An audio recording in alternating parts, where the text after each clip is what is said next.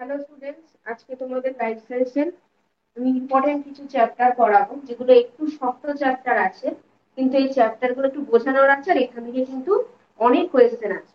ঠিক আছে, চলো শুরু করা যাক। প্রথমে আমি পড়াবো অনাক্রম্যতা বা ইমিউনিটি।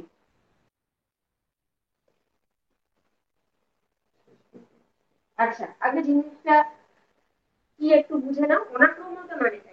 আমাদের প্রত্যেকের রোগ অসুখ এ সমস্ত হয়। এবার দেখবে কারোর কারোর আছে মানে রোগ অসুখ যাদের হয়, তারা একটুতেই দুর্বল হয়ে যায়, মানে কি তাদের অনাক্রম্যতাটা ভালো না। আবার অনেকের দেখবে যে জ্বর সর্দি কাশি চট করে লাগে না, বা লাগলেও হয়তো একদিনের মধ্যে কমে যায়। এই জিনিসটাই হচ্ছে অনাক্রম্যতা বা ইমিউনিটি। ঠিক আছে। সবাই শুনতে পাচ্ছ তো? ভয়েস ক্লিয়ার শুনতে পাচ্ছ? তোমরা একটু কমেন্ট করে জানাও। আর ইউটিউবে অনেকে বলেছিলে যে ফিজিক্যাল সায়েন্স ক্লাস দেওয়ার পরে লাইফ সায়েন্সের এরকম ক্লাস দেওয়া চাই, রিকোয়েস্ট করেছিল অনেকে কমেন্টের মাধ্যমে।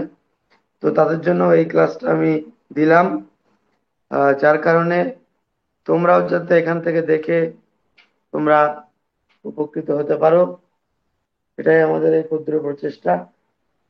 ক্লাসটি ভালো লাগলে প্রত্যেকে অবশ্যই চ্যানেলটি সাবস্ক্রাইব করে পাশে থাকবে। আর দ্বিতীয় কথা হচ্ছে, যারাই ক্লাস দেখছো, পেইড ক্লাস হোক বা ইউটিউব ক্লাস, প্রত্যেকে পেন অ্যান্ড পেপার সঙ্গে না রেখে ক্লাস দেখলে কিন্তু ক্লাসের কোনো গুরুত্ব বোঝা যাবে না। সুতরাং অবশ্যই পেন অ্যান্ড পেপার সঙ্গে রেখে ক্লাসটাকে ক্লাসের মতো করে শেষ পর্যন্ত তোমরা প্রত্যেকে দেখবে। ওকে? হ্যাঁ, সবাই শুনতে পাচ্ছ কিনা একবার একটু কমেন্ট করে জানিয়ে দাও।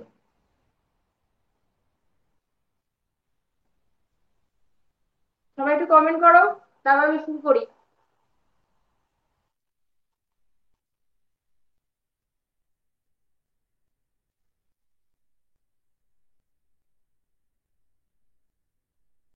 গার্গী, ঠিক আছে গার্গী,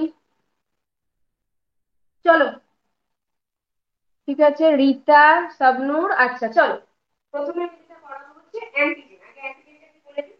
অ্যান্টিজেনটা হচ্ছে যেটা এক ধরনের রোগ জীবাণু, যেটা প্রবেশ করার জন্য আমাদের দেহ থেকে অ্যান্টিবডি তৈরি হবে।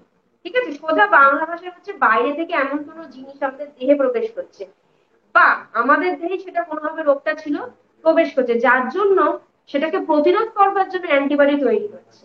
ঠিক আছে, এই যে বাইরে থেকে যে জিনিসটা আসছে বা দেহে ছিল তৈরি হচ্ছে, যার জন্য অ্যান্টিবডি হয়, সেটাই হচ্ছে অ্যান্টিজেন। অ্যান্টিজেন কাকে বলে আসবে না, যেখান থেকে যে জিনিসগুলো আসবে সেগুলো আমি ছোট্ট করে ছকের মধ্যে করে দিচ্ছি।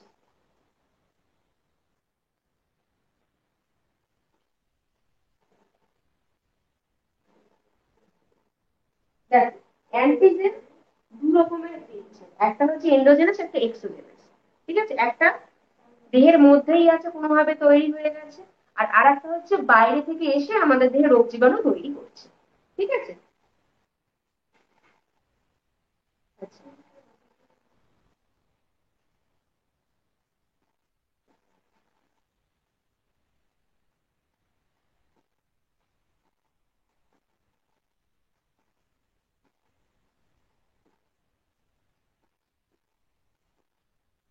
ঠিক আছে, তাহলে এক্সোজেনাসটা কি, বাইরে থেকে যেটা চলে আসছে, যেমন বিভিন্ন পরাগরেণু থেকে, অনেকে পরাগরেণু থেকে দেখবে বা রেণু থেকে অ্যালার্জি থাকে। পরাগরেণু, তারপর ধুলো, বিভিন্ন ভেষজ পদার্থ,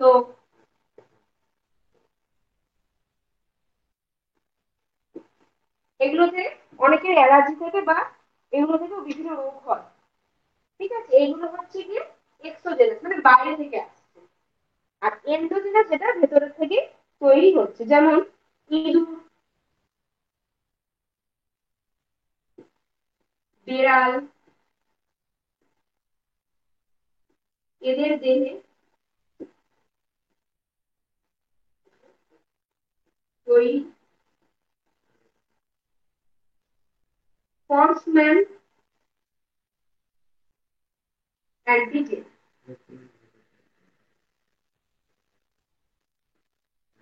আবার মানুষের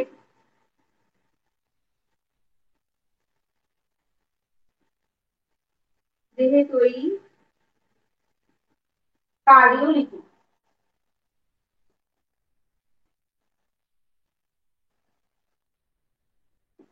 এইগুলো এক ধরনের এন্ডোজেনাস অ্যান্টিজেন। এগুলো এক ধরনের এন্ডোজেনাস অ্যান্টিজেন। ঠিক আছে, হয়ে গেলে বলো মুছে দিই। তাহলে অ্যান্টিজেন যেটা হচ্ছে, যেটা দেহে প্রবেশ করবার জন্যই অ্যান্টিবডিটা তৈরি হয়েছে, যেটা দু রকমের, এক্সোজেনাস এন্ডোজেনাস। এক্সোজেনাসটা যেটা বাইরে থেকে আসে, যেমন পরাগরেণু, ধুলো, ভেষজ পদার্থ, আরো কিছু কেমিক্যাল বা রাসায়নিক জিনিসপত্র, সেগুলো। আর এন্ডোজেনাসটা হচ্ছে যেগুলো দেহেই তৈরি হচ্ছে, যেমন ইঁদুর বেড়ালের দেহে তৈরি হচ্ছে ফর্সম্যান অ্যান্টিজেন, বা আমাদের দেহে যেটা হচ্ছে কার্ডিওলিপিড। হয়ে গেলে কমেন্ট করো, মুছে দিই। বা বুঝতে অসুবিধা থাকলে বলো। তপন গার্গী, শাবনূর বলো, হয়ে গেলে মুছে দিই। আচ্ছা চলো।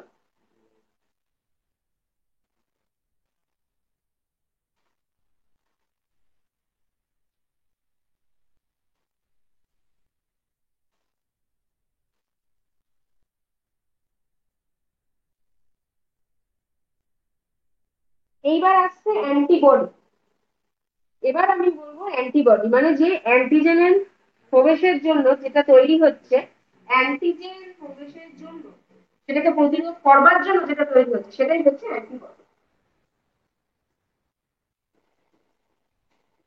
এবার অ্যান্টিবডি মূলত ইমিউনোগ্লোবিউলিন, বা বলা যেতে পারে গ্লোবিউলিন, বা বলা যেতে পারে গ্লোবিউলিন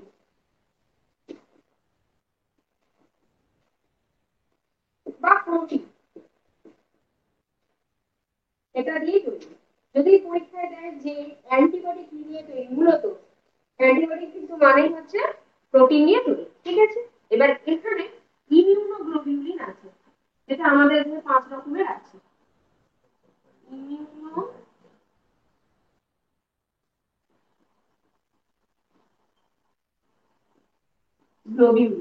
যেটা 5 রকমের আছে।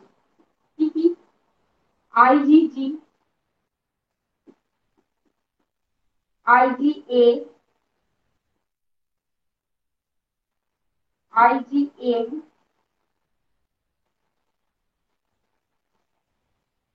আইজিই, আর আইজি ডি। একটা আইজিজি, এ, এম, ই, আর ডি। এবার প্রত্যেকের কাজ থাকে এবং জায়গাও থাকে। এই যে জি, এইটা সব থেকে বেশি রক্ত রসে থাকে। ঠিক আছে, রক্ত রসে এটা বেশি থাকে। এবার বলা যেতে পারে কলেস্টেরলে এটাই থাকে।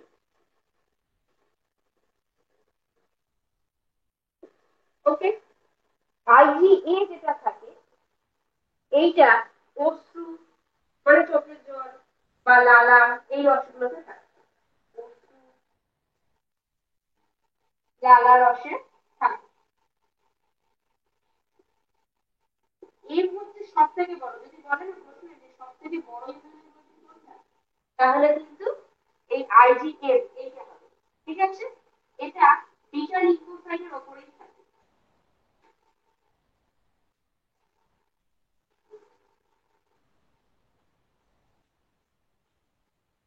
বিটা লিউকোসাইটের উপরে থাকে।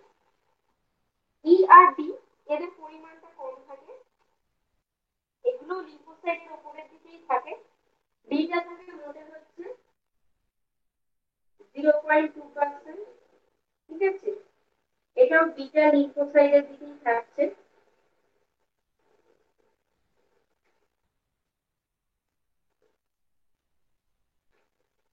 বিটা লিউকোসাইটের উপরে থাকছে। ইটা থাকে 0.1%। ইটা থাকে হচ্ছে 0.1%, যেটা ডব্লিউবিসি তে বা শ্বেত রক্ত কণিকা বলতে পারো, ডব্লিউবিসি তে থাকে। তা প্রশ্ন তো এগুলো ঠিক ওইভাবে আসবে না। সব থেকে বেশি প্রশ্ন যেটা আসে বলে দিচ্ছি, কোলেস্ট্রল। ঠিক আছে, কোলেস্ট্রলে কোনটা থাকে? আইজিজি, এই একটা প্রশ্ন আসে। আর হচ্ছে 5টা বলে দেবে, 4টে বলে দেবে, দিয়ে অপশন দিয়ে বলবেন কোনটা বড়। আইজিএম হচ্ছে বড়। তাহলে এই প্রশ্নটা থাকে আর এই প্রশ্নটা থাকে, এই দুটো সব থেকে বেশি হয়েছে। আর একটা প্রশ্ন আছে, অ্যান্টিবডি মূলত কি দিয়ে তৈরি? কার্বোহাইড্রেট, প্রোটিন, ফ্যাট, বা কোনোটিই না। কার্বোহাইড্রেট মানে অ্যান্টিবডি মানেই হচ্ছে প্রোটিন দিয়ে তৈরি হবে, ঠিক আছে। অ্যান্টিবডি মূলত মানেই হচ্ছে প্রোটিন দিয়ে তৈরি। দেখো হয়ে গেলে বলো, বা বুঝতে অসুবিধা থাকলে বলো, মুছে দিই। যদি বুঝতে অসুবিধা থাকে তাহলে সেটাও বলো, আর যদি হয়ে গিয়ে থাকে তাহলে কমেন্ট করো। যদি হয়ে গিয়ে থাকে তাহলে কমেন্ট করো।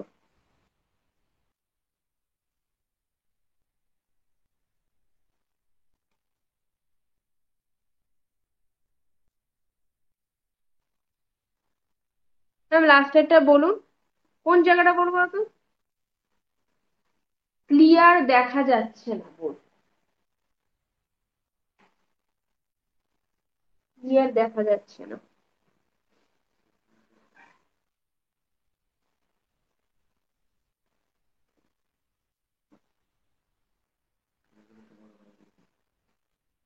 আচ্ছা চলো আমি আরেকবার করে বলে দিই। জি যেটা, সেটা রক্তরসে বেশি থাকে বা কোলোস্ট্রমে থাকে, ঠিক আছে। এ অশ্রু বা লালা রসে থাকে। এম হচ্ছে সব থেকে বড়, যেটা বিটা লিম্ফোসাইডের ওপরে থাকে। ই 0.1%, ডব্লিউবিসি বা শ্বেত রক্তকণিকায় থাকে, এবং ডি 0.2%, ওটাও বিটা লিম্ফোসাইডের ওপরে থাকে। এম আর ডি দুটোই বিটা লিম্ফোসাইডের ওপরে থাকে, ইটা থাকে ডব্লিউবিসি তে, ঠিক আছে। দেখো ঠিক আছে কিনা, ঠিক আছে কি? ওকে হলে বলো।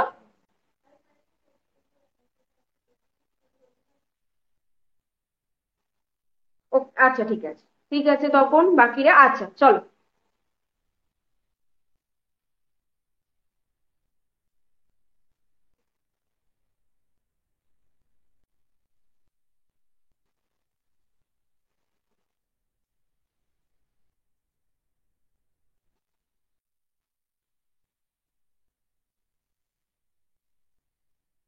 আচ্ছা, এরপরে আসবো আমি অনাক্রমতার ধাপ, যেটা হয় সহজাত, আর আরেকটা হচ্ছে কি অর্জিত। অর্জিতর যে ভাগটা আমি আগে করাই, কারণ ওটা একটা ছকের সাহায্যে বোঝাতে পারে, ঠিক আছে।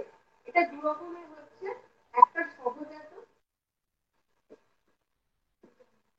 ঠিক আছে, যেটা জন্ম থেকেই হচ্ছে, আরেকটা হচ্ছে তোমাকে অর্জন করতে হবে, এটা হচ্ছে অর্জিত।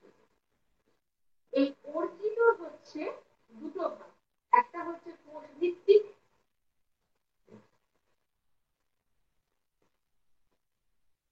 আর আরেকটা হচ্ছে রস ভিত্তিক।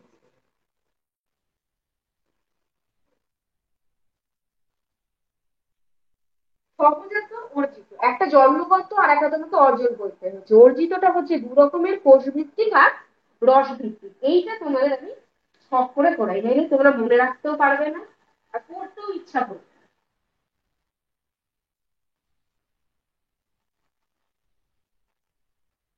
কোষ ভিত্তিক আর এদিকটা হচ্ছে রস ভিত্তিক। এটা আমাকে এই একটা বুকের মধ্যে ধরাতে হবে, নইলে ব্যাপারটা বুঝতে পারবে না, তাই আমি একটু ছোট ছোট করে লিখছি, মুখে আমি বলে দেবো, অসুবিধা হবে। প্রথমে কি হচ্ছে, অ্যান্টিজেনটা দেহে প্রবেশ করছে, ভালো করে আগে বুঝে নাও।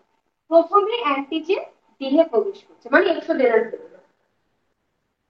তার মানে দেহে প্রবেশকারী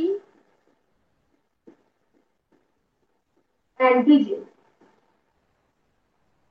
প্রথমে দেহে প্রবেশ করছে, তার মানে দেহে প্রবেশকারী অ্যান্টিজেন, দেহে প্রবেশকারী অ্যান্টিজেন। নেক্সট, ম্যাক্রোফেজ যেগুলো থাকে, মানে যেগুলো এনভাল্ভ করে নেয়, সেগুলো কি অ্যান্টিজেন গুলোকে এনভাল্ভ করে নিচ্ছে বা অ্যান্টিজেন গুলোকে গ্রাস করে নিচ্ছে। তাহলে ম্যাক্রোফেজ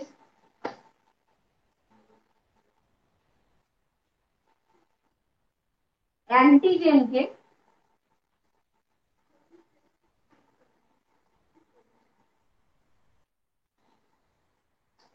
গ্রাস করে, ঠিক আছে। অ্যান্টিজেন দেহে ঢুকলো, ম্যাক্রোফেজ ওগুলোকে টুক করে গ্রাস করে নিল।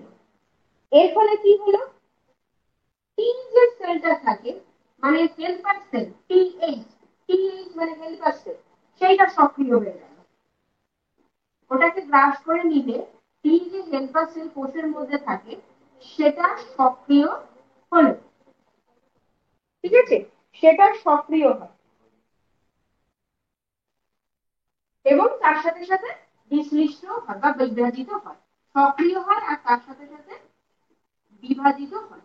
তাহলে প্রথমে কি বললাম, অ্যান্টিজেন ঢুকলো, ম্যাক্রোফেজ ওগুলোকে গ্রাস করে নিল, আর তারপরে পিএইচ বা হেল্পার সেল যেটা আছে সেটা বিভাজিত হয়ে গেল। কিসে কিসে বিভাজিত হলো? টিসি তে, টিএসএ আর মেমোরি সেল, আর মেমোরি সেলে বিভাজিত হলো। ঠিক আছে, এবার এইগুলোর ফুল ফর্ম গুলো আমি লিখিয়ে দিচ্ছি। ঠিক আছে, টিএইচ এটা হচ্ছে হেল্পার, টিসি এটা হচ্ছে সাইটোটক্সিক, আর টিএস এটা হচ্ছে সাপ্রেসর।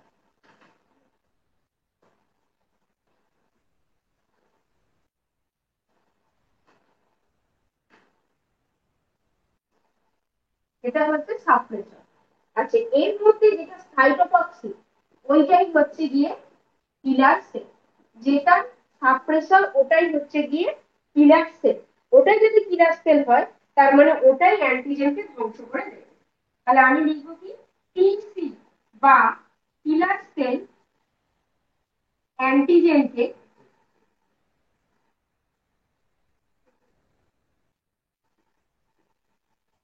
ধ্বংস করে। ওকে, আমি প্রথম থেকে আর একবার বলে দিই। দেহে অ্যান্টিজেন প্রবেশ করলো, করার সাথে সাথে কি হলো, ম্যাক্রোফেজ ওগুলোকে গ্রাস করে নিল। যেই গ্রাস করে নিল, অমনি যে টি সেলটা থাকে মানে হেল্পার যে সেলটা, সেটা সক্রিয় হলো, বিভাজিত হয়ে তিন রকমের সেল হলো। টিসি যেটা সাইটোটক্সিক বা কিলার সেল, টিএস যেটা সাপ্রেসর, আর মেমোরি সেল। এর মধ্যে টিসি বা কিলার, কিলার মানেই বুঝতে পারছি ওটা কিল করছে, তবে ওটাই অ্যান্টিজেনকে ধ্বংস করলো। দেখো এই পর্যন্ত বুঝতে পেরেছো? এই পর্যন্ত কি বুঝতে পেরেছো? তোমাদের প্রশ্ন আসবে টি এর কোন সেলটা অ্যান্টিজেনকে ধ্বংস করে, বলে টিএইচ, টিসি, টিএস আর মেমোরি সেলে দেবে। তোমরা সাইটোটক্সিক সেল, যদি সাইটোটক্সিক থাকে সাইটোটক্সিক বলবে, কিলার সেল হলে কিলার সেল বলবে। চলো বুঝতে পেরেছো, রসমির ঠিকঠাক বলবে। এখানেও অ্যান্টিজেন প্রবেশ করলো, একই অ্যান্টিজেন দেহ প্রবেশ করলো। এখানে আবার বিটা যে লিম্ফোসাইট এটা উদ্দীপিত হবে। ঠিক আছে, বিটা লিম্ফোসাইট উদ্দীপিত হয়, কারণ ওটা বিটা লিম্ফোসাইটের উপর প্রভাব বিস্তার করে। ওটা বিটা লিম্ফোসাইটের উপর প্রভাব বিস্তার করে। বিটা লিম্ফোসাইট থেকে দুটো সেল চলে আসে। কি কি? বিটা লিম্ফোসাইট থেকে দুটো সেল চলে আসছে। আচ্ছা, একটা হচ্ছে প্লাজমা বা বিটা প্লাজমা বলা যেতে পারে, বিটা প্লাজমা। আর একটা হচ্ছে বিটা মেমোরি। এই যে বিটা প্লাজমাটা কি করছে, এটাই অ্যান্টিবডি তৈরি করছে। এটাই অ্যান্টিবডি তৈরি করে, বিটা প্লাজমাটাই অ্যান্টিবডি তৈরি করে। আর এই অ্যান্টিবডি অ্যান্টিজেনকে ধ্বংস করে।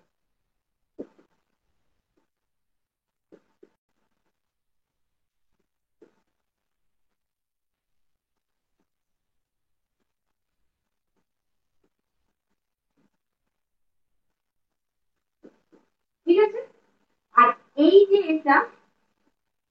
এইটা সেরকম কোনো কাজ নেই, এটা হচ্ছে গৌণ ইমিউনো রেসপন্স দেখায়।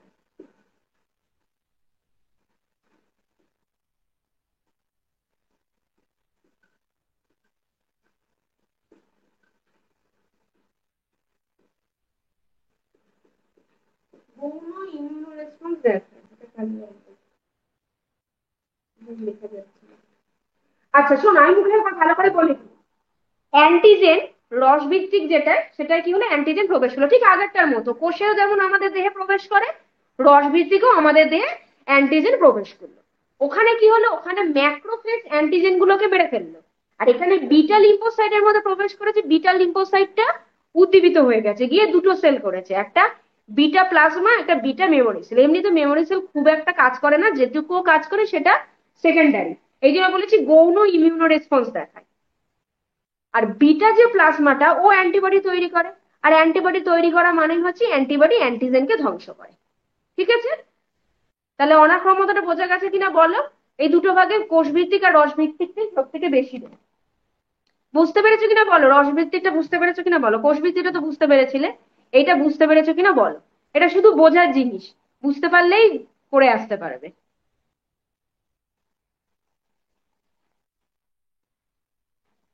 অ্যান্ড আচ্ছা, হ্যাঁ ম্যাম, গার্গী ঠিক আছে। তখন চলো তাহলে মুছে দিচ্ছি।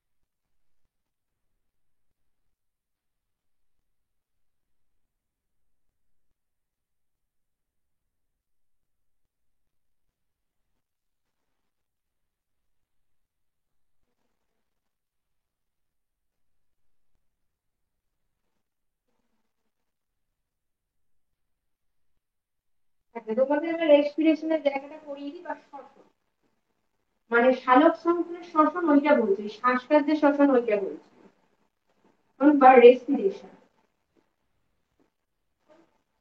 এখান থেকে খুব ছোট ছোট প্রশ্ন আসে, আর এমনিতে এটা চ্যাপ্টারটা খুবই সোজা। ঠিক আছে,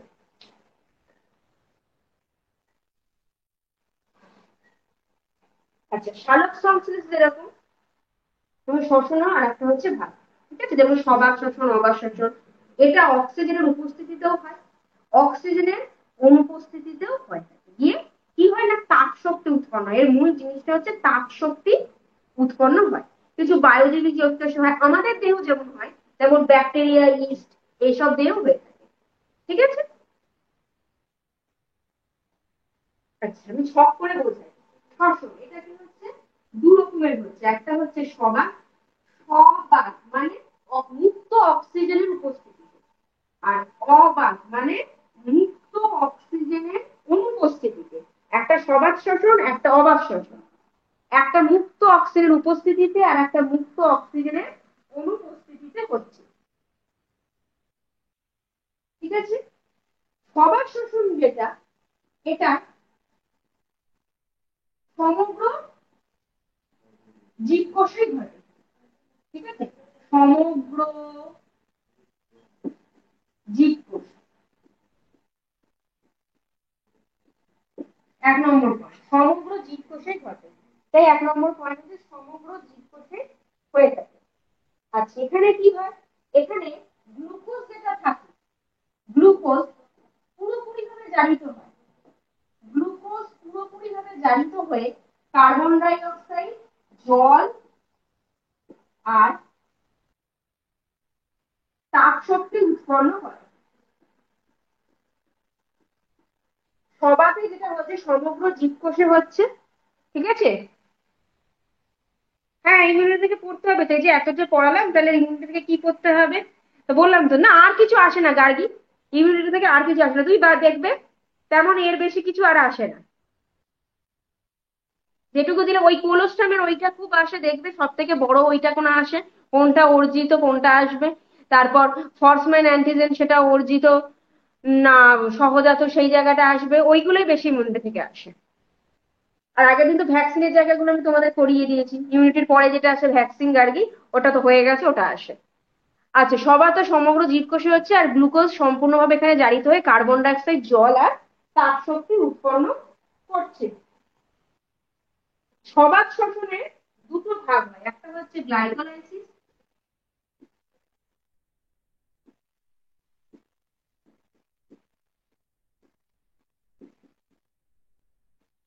আর আরেকটা হচ্ছে ক্রেবস সাইকেল বা ক্রেবস চক্র।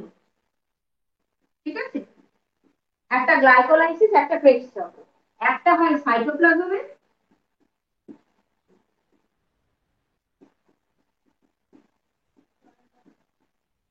আর আরেকটা হচ্ছে গিয়ে মাইটোকন্ড্রিয়া।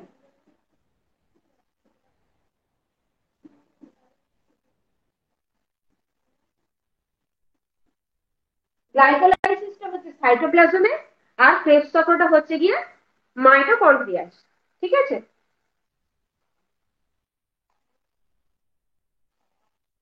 আর অবাত শ্বসনটা তো দেখো এটুকু বুঝতে পারলে কিনা।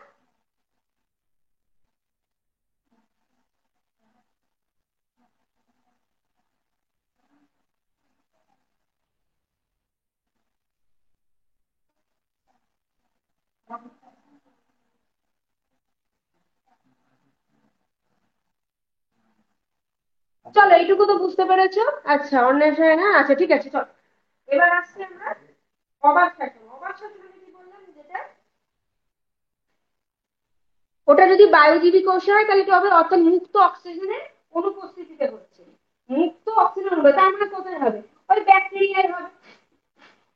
এখানে কোথাও ব্যাকটেরিয়া দিলে হবে।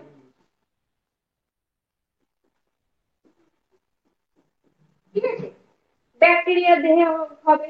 তারপর মিথ্যাল ব্যাকটেরিয়া, ডিহাইড্রেট ব্যাকটেরিয়া, যাই হোক না কেন ব্যাকটেরিয়া দেহে হয়ে থাকবে।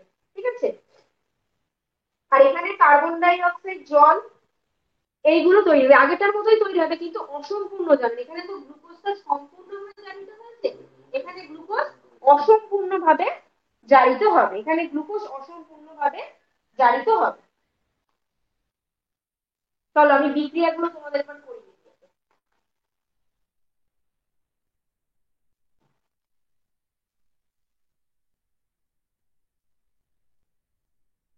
প্রথমে সবাকটা করো। ঠিক আছে,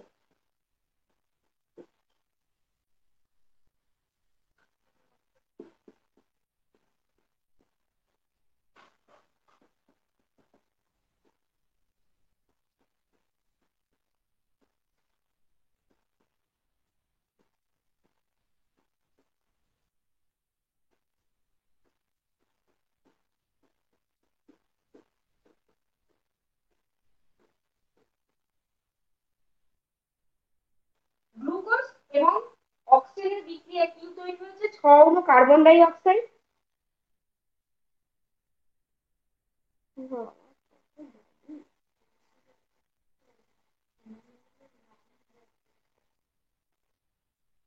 আচ্ছা শোনো, দেখো বুঝতে পারছো কিনা। গ্লুকোজ কার্বন ডাই অক্সাইডের সাথে বিক্রিয়া করে 6 অণু গ্লুকোজ অক্সিজেনের সাথে বিক্রিয়া করে 6 অণু কার্বন ডাই অক্সাইড, 6 অণু জল এবং 686 কিলো ক্যালোরি তাপ শক্তি। এই 686 কিলো ক্যালোরি তাপ শক্তিটা বেশি আসে। 686 কিলো ক্যালোরি তাপ শক্তি যেটা তৈরি হচ্ছে, ওইটাই কিন্তু সব থেকে বেশি আসে। ওটাই কিন্তু সব থেকে বেশি আসে। ঠিক আছে, 686 ক্যালোরি তাপ শক্তি। আর অবাত শোষণের বিক্রিয়াটা যেমন তোমাদের দেখিয়ে দিই।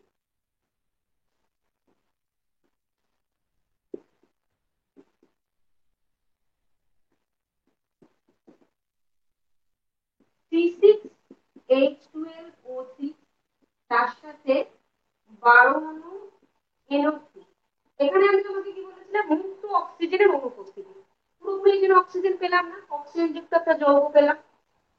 তার থেকে তৈরি হলো কি, 12 অণু NO2, তার সাথে জল। এখানেও তাপশক্তি উৎপন্ন হয়, কিন্তু তাহলে এত উৎপন্ন হয় না। আগেরটা কত ছিল, 686 কিলো। এখানে হচ্ছে মোটে 50 কিলো ক্যালোরি তাপ শক্তি। ঠিক আছে, 50 কিলো ক্যালোরি তাপ শক্তি। সেই গ্লুকোজ নিয়েছি, তার সাথে অক্সিজেন যুক্ত একটা যৌগ নাইট্রেট নিয়েছি। সেখান থেকে তৈরি হচ্ছে আগেরটার মতোই, জল তৈরি হচ্ছে, কার্বন ডাই অক্সাইডও তৈরি হয়, অল্প পরিমাণে কার্বন ডাই অক্সাইডও তৈরি হয়, কিন্তু তার সাথে অক্সিজেনের একটা যৌগ তৈরি হচ্ছে এবং তাপ শক্তির পরিমাণটাও কিন্তু কম। তাপ শক্তির পরিমাণটাও কম। এখান থেকে তোমরা বুঝতে পারবে যে এটা মুক্ত অক্সিজেনের উপস্থিতিতে হলো না। মুক্ত অক্সিজেন হলো না, অক্সিজেনটা একটা কোনো যৌগের সাথে যুক্ত হয়ে তবে বিক্রিয়াটা ঘটালো। ঠিক আছে, চলো মুছে দিই তাহলে। চলো এইবার আমি তোমাদের গ্লাইকোলাইসিসটা আর ওইটা বিক্রিয়াটা দেখিয়ে দিই, তাহলেই হয়ে যাবে।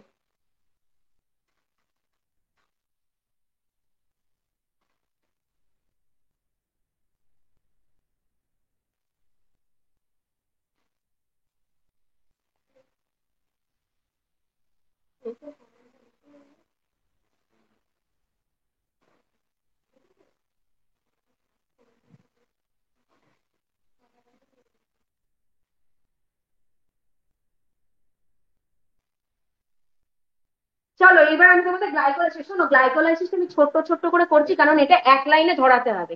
যেখান থেকে বুঝতে পারবে না আমি মুখে বলে দেবো, কিন্তু তুমি এক লাইনে করাতে হবে বলে আমি ছোট ছোট করে করছি। প্রথমেই করো হচ্ছে লেখো গ্লুকোজ। প্রথমেই লেখো হচ্ছে, এটা একটা পাতার মধ্যে লেখার চেষ্টা করো, এই পাতার নিচ থেকে লেখা শুরু করো না। মোটামুটি বেশ লম্বা করে হবে, ঠিক আছে, 10-12 লাইন মতো হবে। প্রথমেই হচ্ছে গিয়ে গ্লুকোজ, মুখে আমি বলে দিচ্ছি। প্রথমে হচ্ছে গ্লুকোজ, তার থেকে হচ্ছে গ্লুকোজ 6 ফসফেট, তা থেকে হচ্ছে glucose 6 phosphate,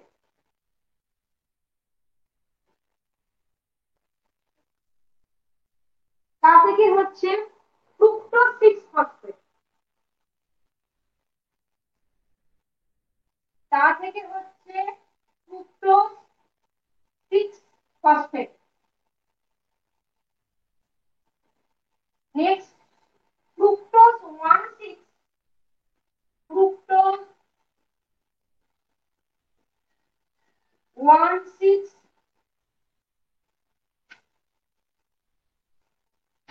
bisphosphate, fructose 1,6 bisphosphate.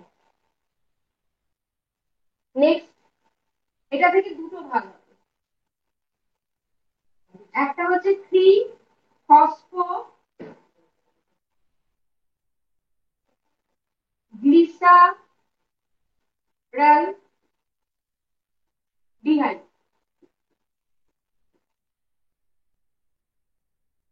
আর একটা হচ্ছে বিস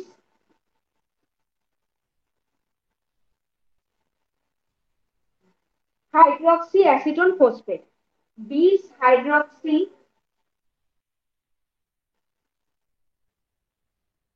অ্যাসিটোন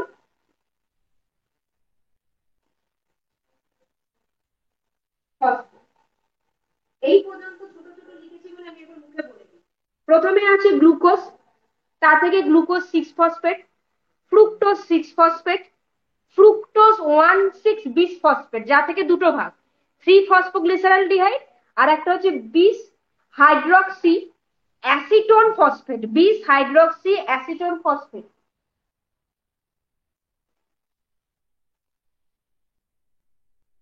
এইবার এখানে আর কোনো ভাগ নেই, যা হবে এখান থেকে 1,3 বিস ফসফো গ্লিসারিক অ্যাসিড, এতক্ষণ অ্যালডিহাইড ছিল, এইবার অ্যাসিড হয়ে যাবে, ফসফো গ্লিসারিক অ্যাসিড। 1,3 ছিল, এবার শুধু 3 হয়ে যাবে, 3 ফসফো গ্লিসারিক অ্যাসিড। 3 হলো, এবার আসছে 2 ফসফো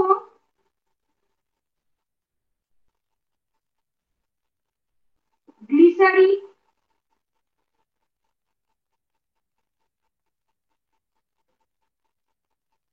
ফসফোগ্লিসারিক অ্যাসিড। নেক্সট 2 2 আর দুটো পয়েন্ট হয়ে যাবে, 2 ফসফোইনল 2 ফসফোনল পাইরুভিক অ্যাসিড।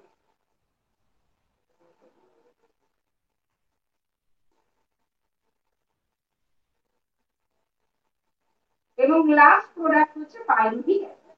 তার মানে গ্লুকোজের গ্লাইকোলাইসিসের শেষ প্রোডাক্ট কি জিনিস তৈরি হচ্ছে না, পাইরুভিক অ্যাসিড।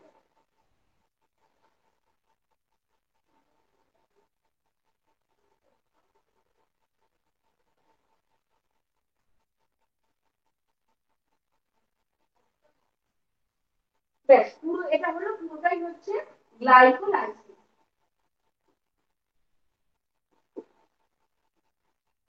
প্রশ্ন, গ্লাইকোলাইসিসে প্রথমে কি ছিল, গ্লুকোজ, গ্লুকোজ থেকে লাস্ট বা গ্লাইকোলাইসিসের শেষ প্রোডাক্ট কি, পাইরুভিক অ্যাসিড। তাহলে আমি আর পুরোটা পড়ে দিই। গ্লুকোজ থেকে গ্লুকোজ 6 ফসফেট, তার থেকে ফ্রুক্টোজ 6 ফসফেট, ফ্রুক্টোজ 1,6 বিসফসফেট, দুটো ভাগ, 3 ফসফোগ্লিসারালডিহাইড আর বিস হাইড্রক্সি অ্যাসিটোন ফসফেট। 3 ফসফোগ্লিসারাইড থেকে 1,3 bis phosphoglyceric acid, next 3 phosphoglyceric acid, 2 phosphoglyceric acid, 2 phosphoenol pyruvic acid এবং লাস্ট পাইরুভিক অ্যাসিড। ঠিক আছে, চলো হয়ে গেলে বলো মুছে দিই, হয়ে গেলে বলো মুছে দিই।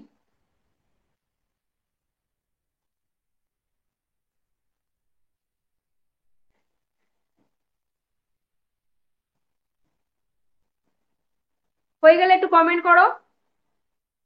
গার্গী, রীতা, ঠিক আছে। এবার ক্রেবস সাইকেলটা দেখাবো, ওটাও আমি এরকম ছোট ছোট করে করবো, আমি মুখে একটু বলে দেবো যাতে তোমরা বুঝতে পারো।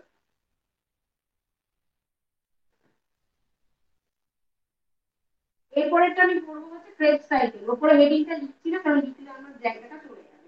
আগে আমি আঁকাটা এঁকে নিই, তারপর লিখে দেবো যেটা হচ্ছে ক্রেবস সাইকেল। আমি হয়তো লিখে বলে দিচ্ছি এটা হচ্ছে ক্রেবস সাইকেল। ঠিক আছে, আচ্ছা প্রথমে তৈরি হচ্ছে পাইরুভিক অ্যাসিড, ওই যে পাইরুভিক অ্যাসিড দিয়ে শেষ হয়েছিল, তাহলে এখানে শুরুতে হবে পাইরুভিক অ্যাসিড দিয়ে।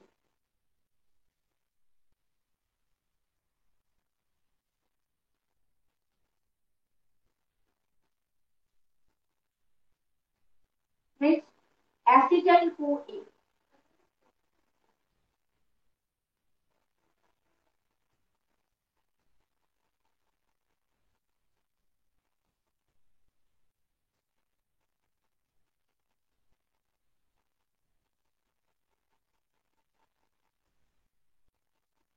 সাইট্রিক অ্যাসিড,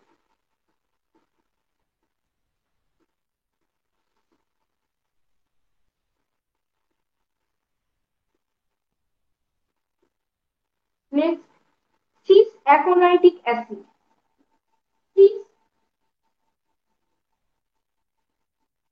অ্যাকোনাইটিক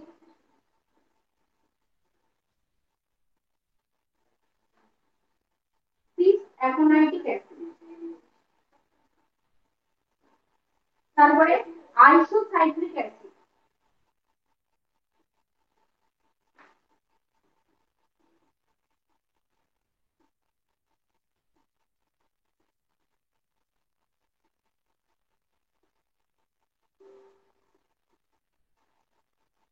নেক্সট আছে অক্সালোসাক্সিলিক অ্যাসিড, অক্সালো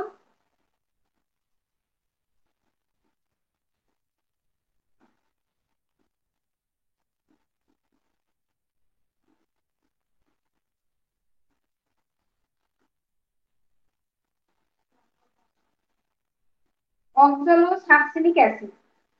তারপরে আসছে alpha keto glutaric acid, alpha কিটো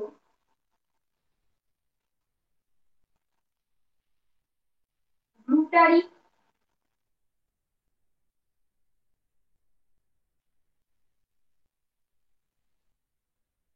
অ্যাসিড। নেক্সট সাকসিনাল কোয়েরি, যেভাবে আমি আঁকি সেইভাবে আঁকবো, ঠিক আছে, পড়তে সুবিধা হবে, আমার বোঝাতেও সুবিধা হবে।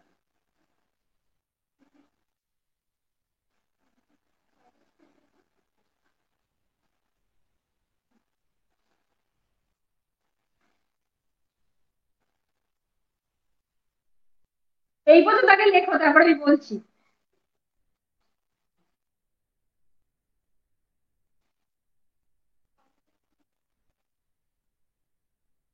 আচ্ছা, সাকসিনাল কোয়েরের পর লেখো সাকসিলিক অ্যাসিড, ঠিক আছে, এরপরে দেখো হচ্ছে সাকসিলিক অ্যাসিড।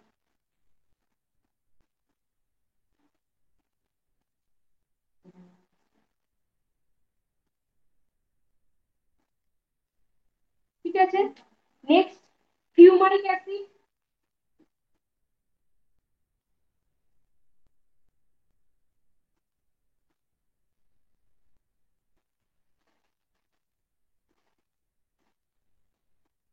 Malic acid.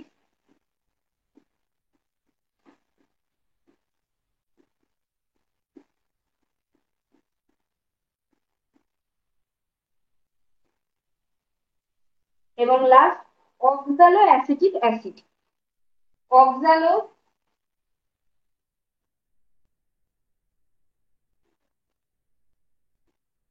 অ্যাসিটিক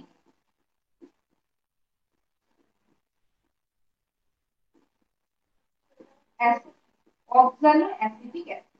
এইবার আমি দেখো অ্যাসিটাইল কো থেকে এইভাবে দিই, এটা এইখান থেকে হয়, আর অ্যাসিটাইল কোটাও এর সাথে সাহায্য করছে, তাই এটার সাথে এভাবে এইভাবে জুড়বে না।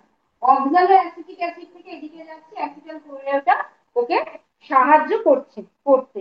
ঠিক আছে, মুখে বলে দিই। ও তার আগে এটা লিখে দিই, এটা হচ্ছে তোমাদের ক্রেবস সাইকেল বা ক্রেবস চক্র।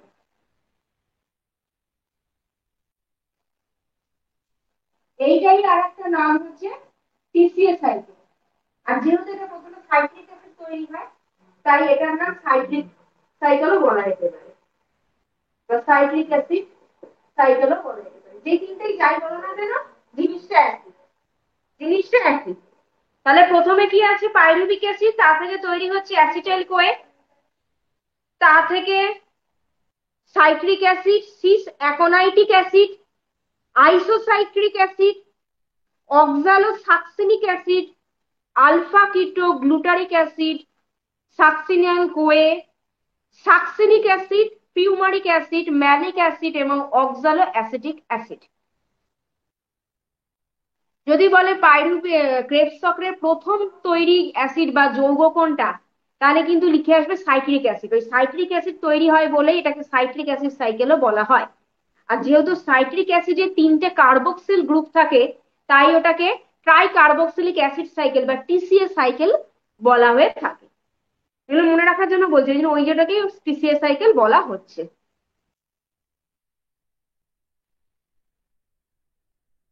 হয়ে গেছে? হয়ে গেলে কমেন্ট করো, মুছে দিই। হয়ে গেলে কমেন্ট করো।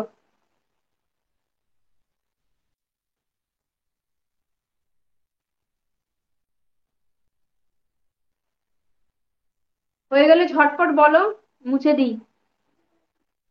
চলো মুসলিমা, ঠিক আছে।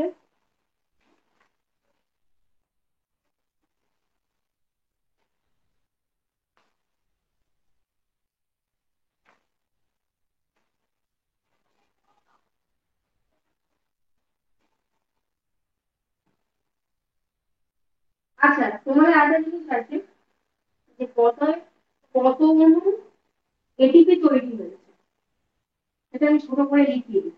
যে টোটাল যে পুরো শ্বসন প্রক্রিয়াটায় কত অণু এটিপি উৎপন্ন হয়, এবং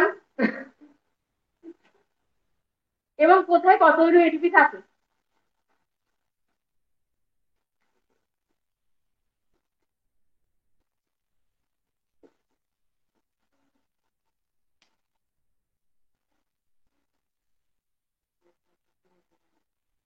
আচ্ছা, প্রথমে কি ছিল, গ্লাইকোলাইসিস।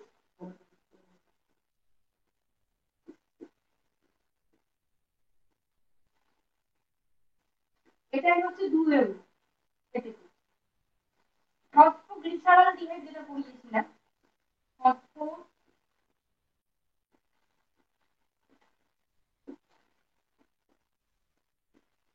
ফসফোগ্লিসারলডিহাইড, তা থেকে ফসফোগ্লিসারিক অ্যাসিড, যেটা সেটা 1 হোক 3 হোক আর 2 হোক, যাই হোক ফসফোগ্লিসারিক অ্যাসিড যেটা,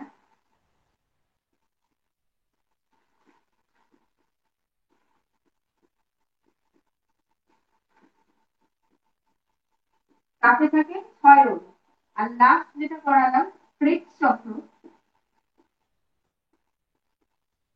এটাতে মোট থাকে 30। তাহলে যদি বলে শ্বসনে কত অণু উৎপন্ন হয়, তাহলে অ্যান্সার লিখে একটা 38। ঠিক আছে। যদি বলে টোটাল শ্বসনে কত অণু এটিপি তৈরি হয়, ভালো করে শোনো, যদি বলে শ্বসনে কত অণু এটিপি তৈরি হয়, তাহলে হবে 38। যদি আলাদা করে প্রশ্ন আসে যে গ্লাইকোলাইসিসে কত, সেটা 2। ফসফোগ্লিসারাইড থেকে ফসফোগ্লিসারিক, ওটা আসবে না, ওটা আসে না। 9 প্রশ্ন আসে গ্লাইকোলাইসিসে কত, ক্রেবস চক্রে কত অণু এটিপি তৈরি হয়, তাহলে 30, গ্লাইকোলাইসিসে 2। আর যদি বলে টোটাল কতটা শ্বসনে উৎপন্ন হয়, তাহলে অ্যান্সার হবে 38। হয়ে গেলে কমেন্ট করো।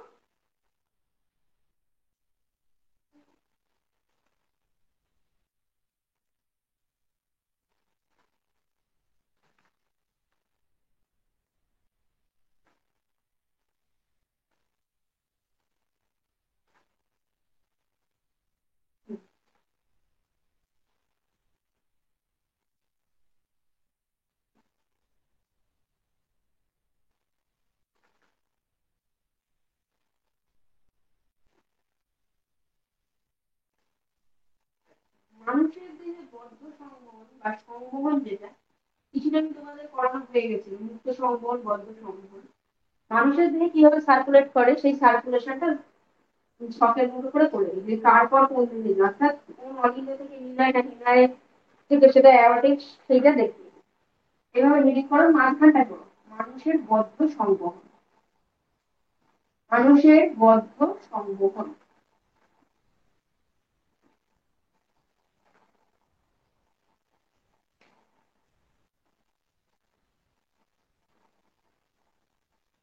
এদিক থেকে করো।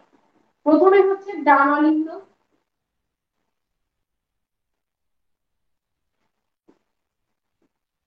প্রথমে আসছে ডান অলিন্দ, ডান নিলয়, ডান অলিন্দ, ডান নিলয়। সবটা যেভাবে করাচ্ছি সেভাবে মুখস্থ করবে, নইলে তারপর কোনটা আসছে লিখে আসতে পারবে না বা জানতে পারবে না। নেক্সট ফুসফুসীয় ধমনী, ফুসফুসীয় ক্রিয়া লিখবে না, ফুসফুসীয় ধমনী লিখবে। ঠিক আছে। যদি শুধু ধমনী হতো, তাহলে সেটা দূষিত রক্ত যেত, যেহেতু ফুসফুসীয় ধমনী, ওটা শুদ্ধ রক্ত পরিবাহিত হয়।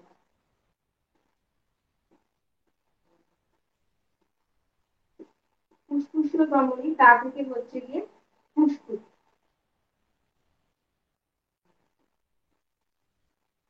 ডান অলিন্দ থেকে ডান নিলয়, ডান নিলয় থেকে ফুসফুসীয় ধমনী, তা থেকে হচ্ছে ফুসফুস।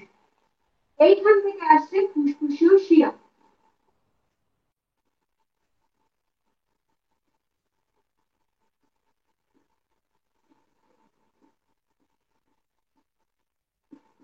তা থেকে বাম অলিন্দ,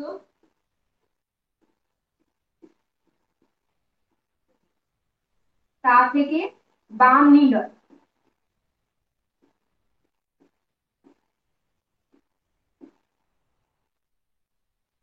তা থেকে মহাধমনী অঙ্গ।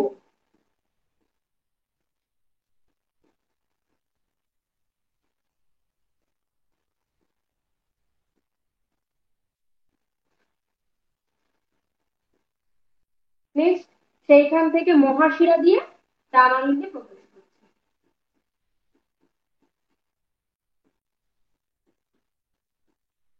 তাহলে প্রথমে ডান অলিন্দ রক্ত, ডান অলিন্দ থেকে ডান নিলয় হয়ে ফুসফুসীয় ধমনী, নেক্সট ফুসফুস, ফুসফুসীয় শিরা, বাম অলিন্দ, বাম নিলয়, মহাধমনী অঙ্গ, মহাশিরা।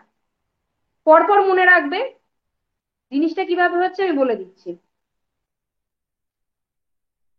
মহাশিরা থেকে মানে অঙ্গ প্রত্যঙ্গ থেকে, অঙ্গ প্রত্যঙ্গ থেকে দূষিত রক্ত বা কার্বন ডাই অক্সাইড যুক্ত রক্ত, বা বলা যেতে পারে অক্সিজেন বিহীন রক্ত, মহাশিরা দিয়ে ডান অলিন্দ, ডান নিলয়, ফুসফুসীয় ধমনী হয়ে ফুসফুসে আসে। এবার ফুসফুসে অনেক জালক থাকে, সেই জালকে ওটা পরিশোধিত হয়ে অক্সিজেন যুক্ত হয়, হয়ে ফুসফুসীয় শিরা, বাম অলিন্দ, বাম নিলয় আর মহাধমনী হয়ে সারা দেহে ছড়িয়ে পড়ে। এইভাবেই রক্ত সংবাহিত হয়। ঠিক আছে। হয়ে গেলে কমেন্ট করো।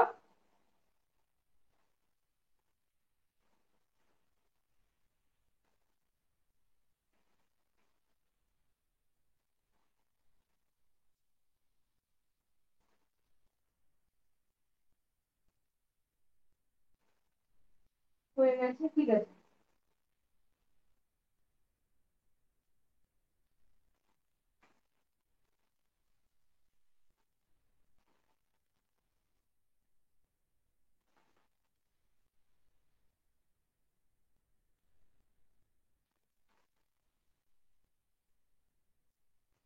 মানুষের যে ডাইজেস্টিভ সিস্টেমটা তোমাদের পড়িয়ে দিই, বা পৌষ্টিক তন্ত্র বলা যেতে পারে। পৌষ্টিক তন্ত্র বা ডাইজেস্টিভ সিস্টেম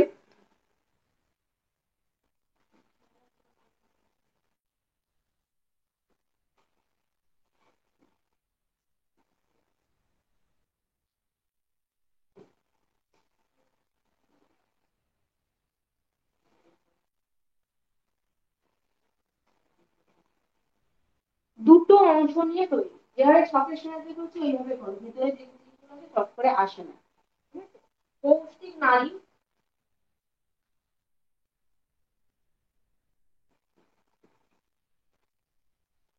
আর পৌষ্টিক গ্রন্থি।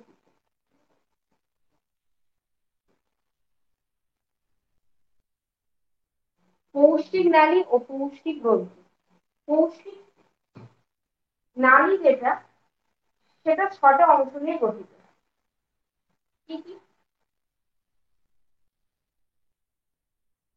আর এইভাবে করলে এরপরে করলে তোমাদের জায়গা হবে না, চড়া করে দিই।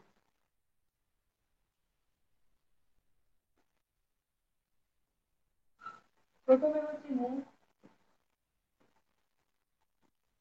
গলবিল,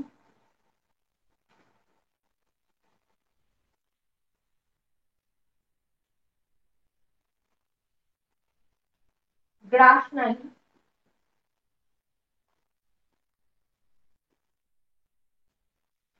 পাকস্থলী,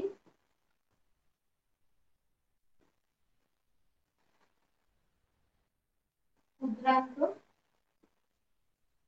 আর বৃহদন্ত্র।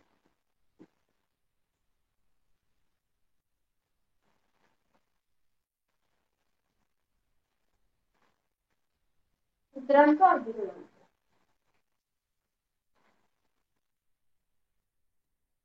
পৌষ্টিক নালীর 6টা ভাগ: মুখ, গলবিল, গ্রাসনালী, পাকস্থলী, ক্ষুদ্রান্ত আর বৃহদন্ত্র। মুখের দুটো ভাগ আছে, ভেস্টিবিউল এবং মুখবিবর। মুখ থেকে দুটো ভাগ লেখো, একটা লেখো হচ্ছে ভেস্টিবিউল,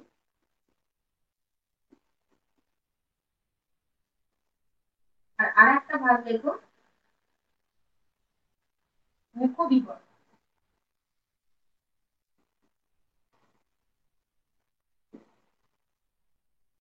মুখবিবরের মধ্যে 3টে ভাগ। মুখবিবরে 3টে ভাগ: প্যালেট,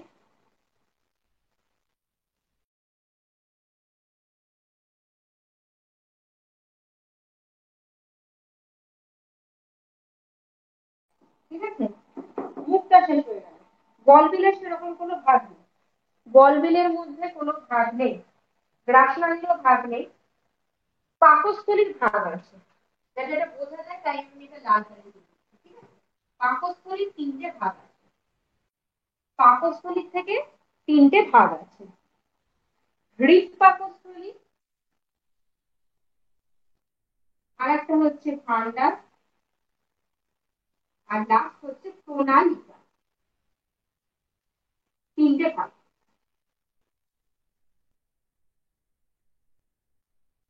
ক্ষুদ্রান্ত থেকেও 3টে ভাগ হবে, এইখানটা লিখিয়ে দিচ্ছি, ঠিক আছে। ক্ষুদ্রান্তেরও 3টে ভাগ: ডিওডেনাম, জেজুনাম আর ইলিয়াম। ক্ষুদ্রান্তের 3টে ভাগ: ডিওডেনাম, জেজুনাম আর ইলিয়াম। বৃহদন্ত্র,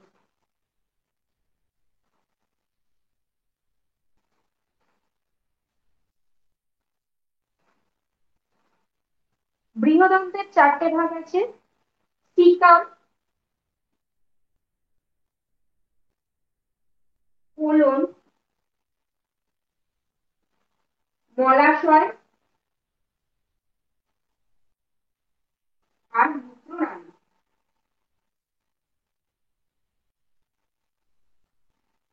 আমি আরেকবার করে বলে দেবো পড়তে অসুবিধা হওয়ার জন্য। সিকামের কোনো ভাগ নেই, তবে কোলনের 4টে ভাগ হবে। ঠিক আছে, সিকামের কোনো ভাগ নেই, এই সিকামটার সাথে অ্যাপেন্ডিক্স যুক্ত থাকে। সিকামের সাথে অ্যাপেন্ডিক্স যুক্ত থাকে। কোলনের 4টে ভাগ: অ্যাসেন্ডিং, ডিসেন্ডিং,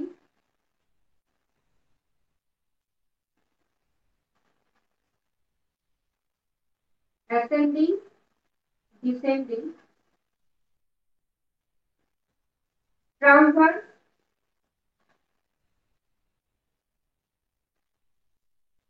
এবং সিগময়েড।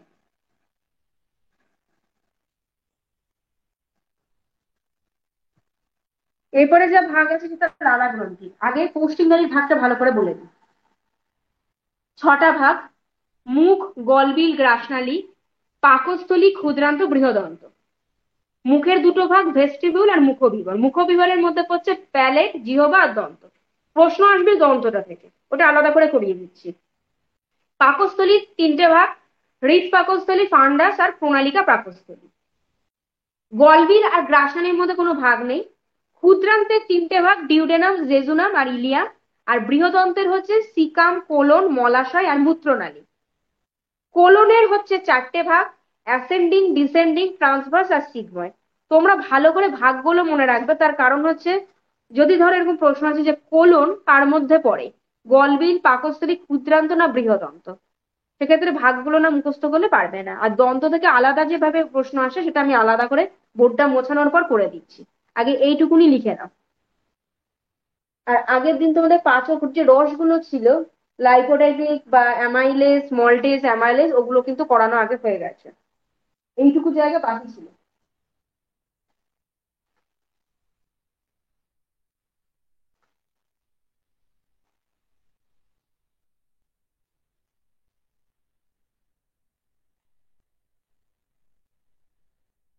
আচ্ছা, এই জায়গাটা হয়ে গেলে বলো তো, এটা মুছে দিই, এই পৌষ্টিক গ্রন্থিটা করা কেন একটুর মধ্যে ধরবে না। এই জায়গাটা হয়ে গেলে বলো, পৌষ্টিনালী পোর্শনটা হয়ে গেলে বলো, মুছে দিই। প্যালেট, প্যালেট হচ্ছে মুখবিবরের ওপরের অংশ, মানে যেটাকে টাকরা বলা হয়ে থাকে, শক্ত মতো অংশ, ওটা হচ্ছে প্যালেট। প্যালেটের পর লিখেছি জিহ্বা বা জিভ, তোমরা জিভ লিখতে পারো। আর তারপর হচ্ছে দন্ত। হয়ে গেছে। মুসলিমা লিখেছে বলেছো। বিমান, ওটা জিভ হবে। হয়ে গেছে, ঠিক আছে। আমি পৌষ্টিনালীর দিকটা মুছে দিচ্ছি, পৌষ্টিক গ্রন্থির দিকটা হবে।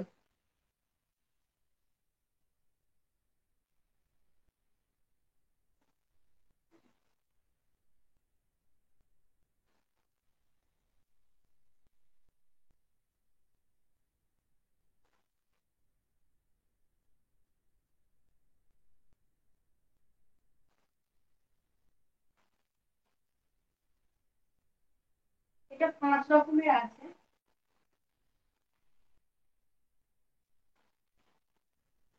প্রথমটা হচ্ছে লালা গ্রন্থি,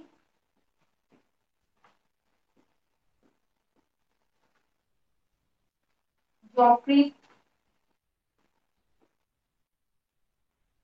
অগ্ন্যাশয়,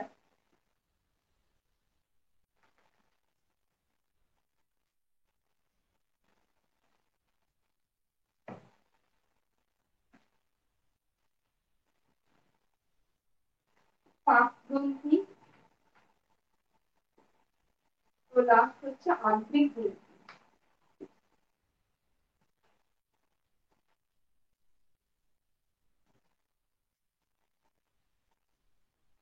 লালা গ্রন্থি 3 জোড়া থাকে, মানে টোটাল 6টা, 3টে ভাগ থাকে, দুটো দুটো করে থাকে, 3 জোড়া থাকে।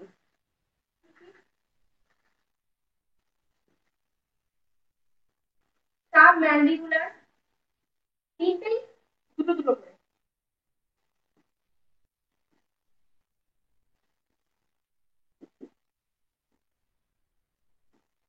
সাব লিঙ্গুয়াল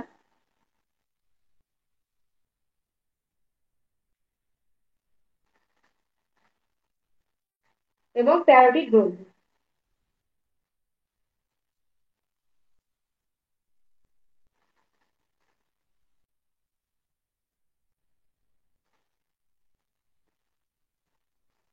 টোটাল 6টা থাকে, 3টে ভাগ আছে, প্রত্যেকটায় দুটো দুটো করে থাকে। ঠিক আছে। যকৃতেরও হচ্ছে 4টে খণ্ড। যকৃৎ থেকে হচ্ছে 4টে খণ্ড। বাম খণ্ড, ডান খণ্ড,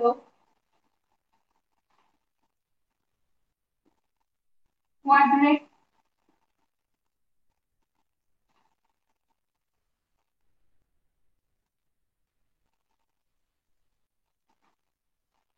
বা কর্ডেট, আর একটা হচ্ছে কর্ডেট। 4টে অংশ, বাম খণ্ড, ডান খণ্ড, কোয়াড্রেট ও কর্ডেট।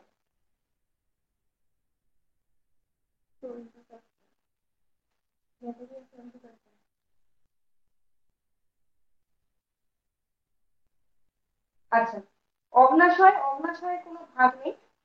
আচ্ছা, এইখান থেকে এই যে যেগুলো পড়াচ্ছি, ধরো লালা গ্রন্থি, যকৃৎ, অগ্নাশয়, পাকগ্রন্থি, এখানে রস পাচক যে রস বা এনজাইম গুলো আমার পড়ানো হয়ে গেছে, তাই এখানে আমি কিন্তু আর লিখছি না। তোমাদের আগে যে ক্লাসগুলো করিয়েছি সেখানে এনজাইম গুলো করানো হয়ে গেছে, যে প্রত্যেকটা লালা গ্রন্থি বা যকৃৎ বা অগ্নাশয় বা পাকগ্রন্থি থেকে কোনটা থেকে কি কি এনজাইম পড়িতে হয়ে গেছে, এই জন্য আমি এখানে আর ওগুলো দেখাচ্ছি না, কারণ প্রশ্ন ওইগুলোই আসে, এনজাইম গুলোই আসে। আচ্ছা, পাকগ্রন্থি 3টে ভাগ আছে।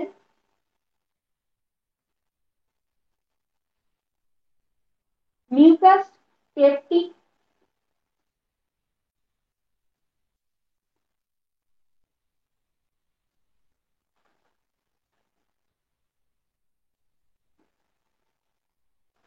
আর অক্সিনোটিক, যেখান থেকে এইচসিএল পরিতে হয়।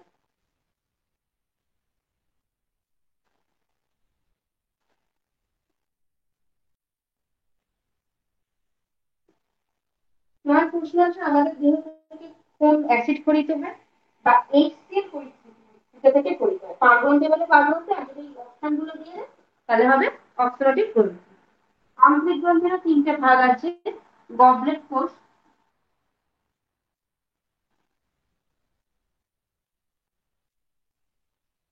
ঘুনার গ্রন্থি,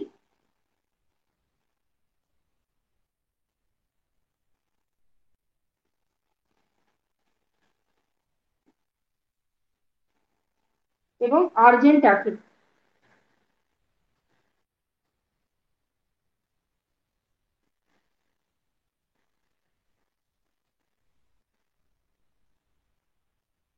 এখান থেকে প্রশ্ন ওরকম আসবে না, সব থেকে বেশি প্রশ্ন যেটা আছে গবলেট সেল বা গবলেট কোষ কোথায় দেখতে পাওয়া যায়।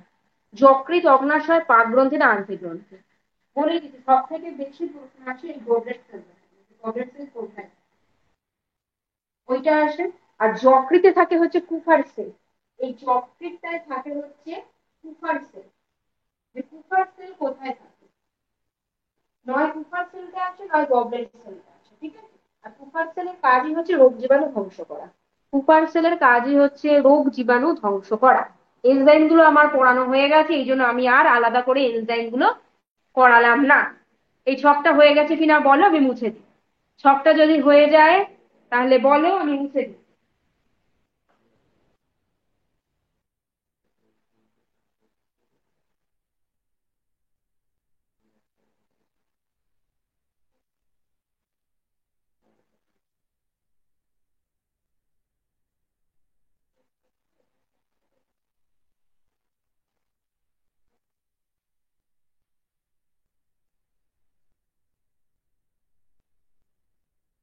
ম্যাম শেষেরটা একবার কোন জায়গাটা বলো মুসলিমা, শেষেরটা বলতে বুঝতে পারছি না। কোন জায়গাটা মুসলিমা বলো। আন্তরিক গ্রন্থির জায়গাটা বলবো, না ওই যেখানে গবলেট সেল বা কুফার সেল ওই জায়গাটা বোঝালাম ওইটা বলবো। কোনটা বলো মুসলিমা। গবলেটের পরেরটা বলুন। গবলেটের সেল বললাম হচ্ছে ব্রুনার গ্রন্থি। ব্রুনার গ্রন্থি, আর তারপর একটা হচ্ছে আর্জেন্টাফিন। আর্জেন্টাফিন, গবলেট সেল, ব্রুনার গ্রন্থি, আর্জেন্টাফিন। আর্জেন্টাফিন। প্রশ্ন আসবে কিন্তু ওই গবলেট সেল আর কুফার সেল, দেখবে ওইটা বেশি এসেছে। বা যকৃতের কোন অংশ বা কোন সেল থাকে যেটা রোগ জীবাণু ধ্বংস করে, ওটা হচ্ছে কুফার সেল।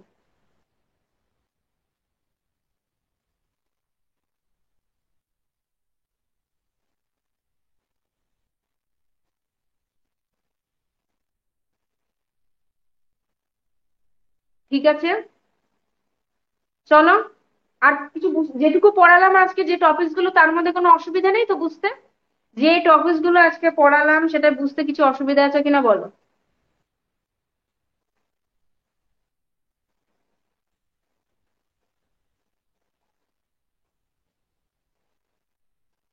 সাসলিমা দেখেছি, হয়ে গেছে। ঠিক আছে চিন্ময়ী। না ম্যাম। ওকে, চলো ক্লাস আজকের মতো শেষ করছি। তোমাদের আর কটা টপিকস আছে যেটা এই মাসে শেষ হয়ে যাবে, আর নেক্সট যেটা থাকবে সেটা হচ্ছে ডাউট ক্লিয়ার করার ক্লাস। অর্থাৎ সেদিন তোমাদের হোমওয়ার্ক, যেমন ফিজিক্যাল সায়েন্সে তোমাদের বলেছিলাম যে যার যেটা অসুবিধা আছে সেটা এক জায়গায় নোট ডাউন করে রাখো, ঠিক সেই রকম ভাবেই লাইফ সায়েন্সের যেখানে যেখানে অসুবিধা আছে বা যে কোয়েশ্চেন গুলো পারছো না মনে হচ্ছে দেখে, সেইগুলো তোমরা নোট ডাউন করে রাখো। সেটা ওই নেক্সট মাসে একটা ক্লাস হবে, সেই ক্লাসে তোমাদের করিয়ে দেওয়া হবে। ঠিক আছে, আজকের ক্লাস এইটুকুই।